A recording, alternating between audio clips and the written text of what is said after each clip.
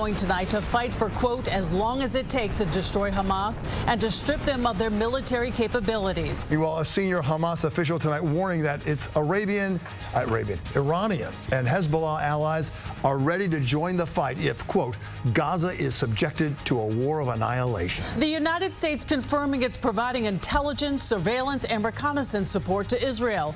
And all of this chaos, countless Israeli and Palestinian civilian lives and the lives of dozens of Israeli hostages all hang in the balance tonight. Among those gathering tonight in Midtown Manhattan, terrified and heartbroken Israelis trying to get home, but who instead are now stuck here. And in Brooklyn, a massive turnout of Jews, thousands holding vigil for Israel. We're covering all angles of the story tonight, and we begin our coverage with Eyewitness News reporter Jim Dolan. The numbing thunder of Israeli military vengeance was relentless in Gaza tonight.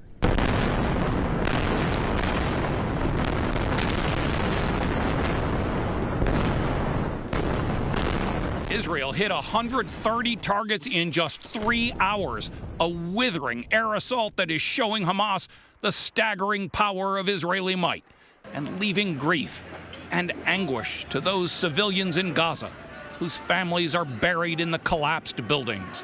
Later, a baby who is alive is pulled from the debris. You have seen the horrific video of Israeli women and children being taken hostage by Hamas gunmen.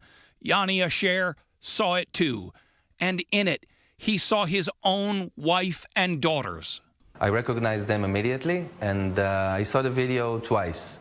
In the second time, I couldn't watch anymore. We are in a nightmare. We don't know anything.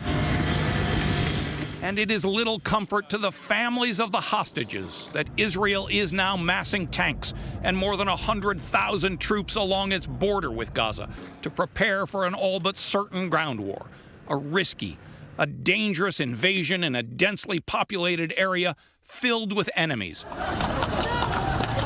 And Gaza residents know what's coming. They are fleeing in fear of the widening, intensifying war.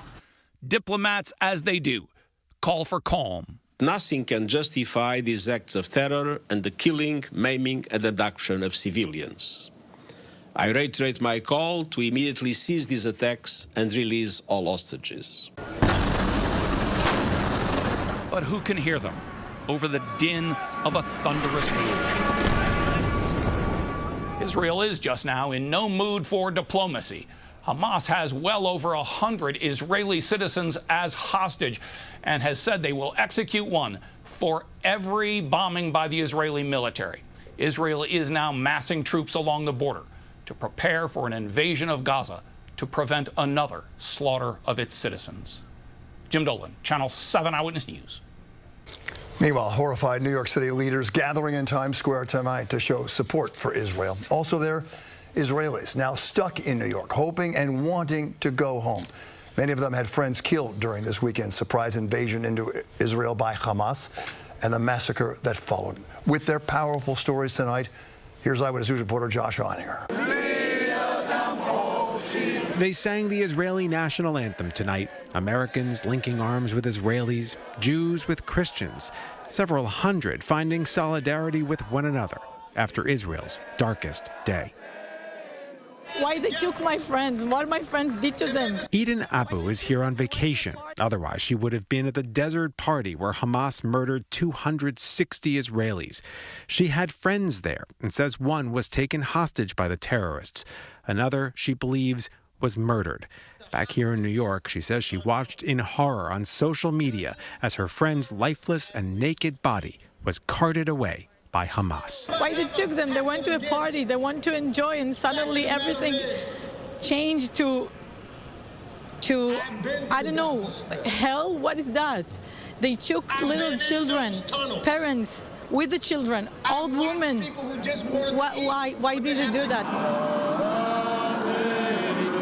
Tonight in Golda Meir Square, the mayor and city leaders lit candles arranged in the shape of a Star of David and denounced the inhumanity of Saturday morning's surprise attack. And it will go down in the history as one of the most draconian, disgusting acts you can ever witness. When asked who here had lost loved ones this weekend, nearly half raised their hands, many of them Israelis who'd been visiting for the Jewish holidays and now are struggling to find flights to go home.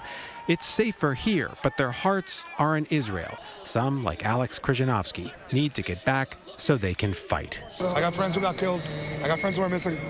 I'm trying to get back as fast as I can. I'm not a person who cries, but I've been crying the last few days, man. I want my friend back, and I don't believe. Is enough. I don't believe it's going to be. I hope, but I'm not going to lie to myself. There are more Jews in New York than in any other place on the planet outside of Israel. And tonight, nearly 6,000 miles away from the slaughter of innocent civilians over the weekend, this city mourns. In Midtown, Josh Einiger, Channel 7, Eyewitness News. It is all so heartbreaking.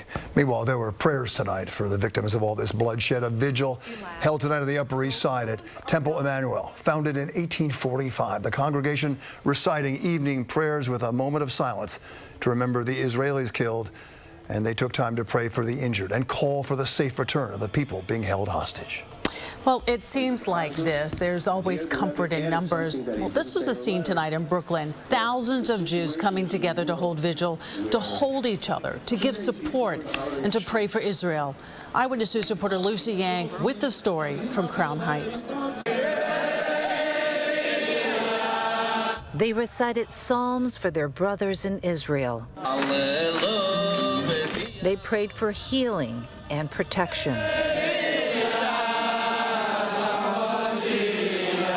The only one that can help us now is God.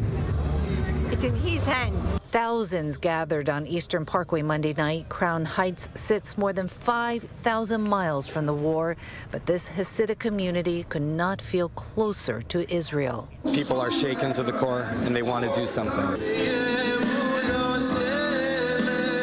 For those who cannot actually pick up a weapon and fight for Israel, the message here, they are not helpless.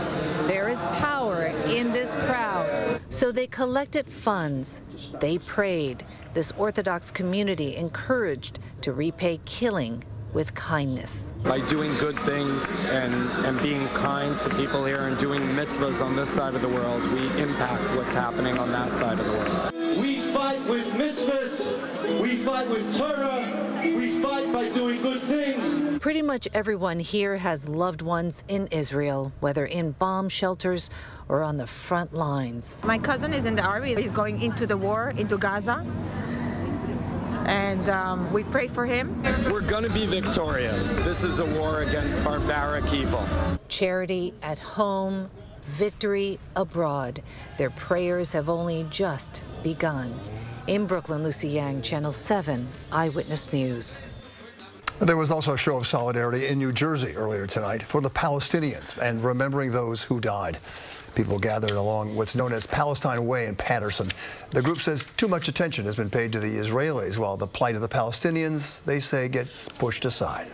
Creating a space for our community to come together and process everything that has been happening to our brothers and sisters in Palestine was extremely important to us. We just fear for those innocent people that they're going to lose their life. Relatives of the man killed in Gaza yesterday were part of that group. And Eyewitness News is staying on top of this story day and night. Our coverage continues on the air and online. The minute news breaks. There are also several other stories making news tonight because when we